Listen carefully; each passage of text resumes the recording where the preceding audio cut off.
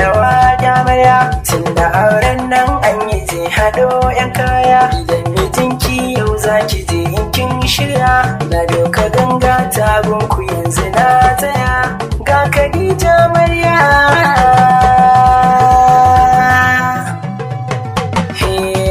shagali muke biki a yau na auren gata. Ga Khadija Mustapha ce ta zama amarya, Alhaji Ahmad ya zama ango.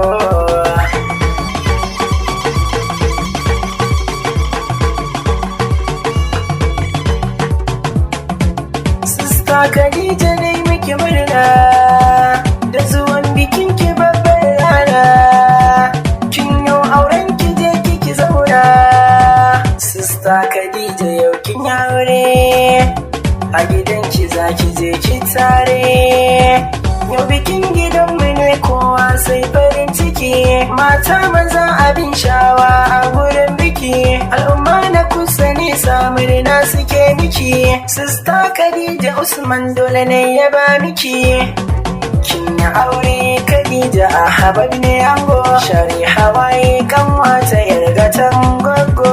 Yau na siya zan miki Usman zango, shari hawaye kan wata. Aure ibada ne bauta, ki je gidan ki inganta. Na san ki kwai ladabi da biyayya gunki Khadija, idan ya ce ki yokar da ke kin ji Khadija. Da ki da shi dan Allah kar ku yarda ku ja inda, Allahu zai kare ku tun da yanzu kun daga haja. Khadija sako zan baki yau tun da komai na gunki, ki je ki kamo angonki, abinci je ki bashi, ruwa na wanka kai shi, dan Allah karki fashi. Ku ci abinci ku goshi, adan amare kamshi, mijin kiki kishin shi, gidan miya kai toshi. Khadija yau sai wata rana, da mu da ke ni ban kwana.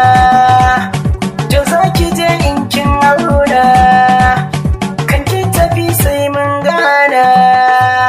Sarki Allah ya tsare ku, ku shiga Jos da farko. Khadija kamar Muhammad, kama gurin Usman zango. Yayar Abubakari ce, yayar Umar da Usman, yayar Humaira da Zainab, yagun Alhaji Mustapha, yagun Hajiya Asabe. Ki ji baiti na, ni ne wake na, kan wata sai wata rana, inda Rabbo za mu gana. Ke mun yi ban kwana, aure ki kai na sunna, haske ya zo in kin kunna. Usman zango ni nake dango, kar ki manta da shawarar umma harafa. San baki dau maganar kawayen kira, fiye kowa Khadija kin ji yafi. Wata rayuwar ke kai ta gefe, yara da manya na kuka har da zobe.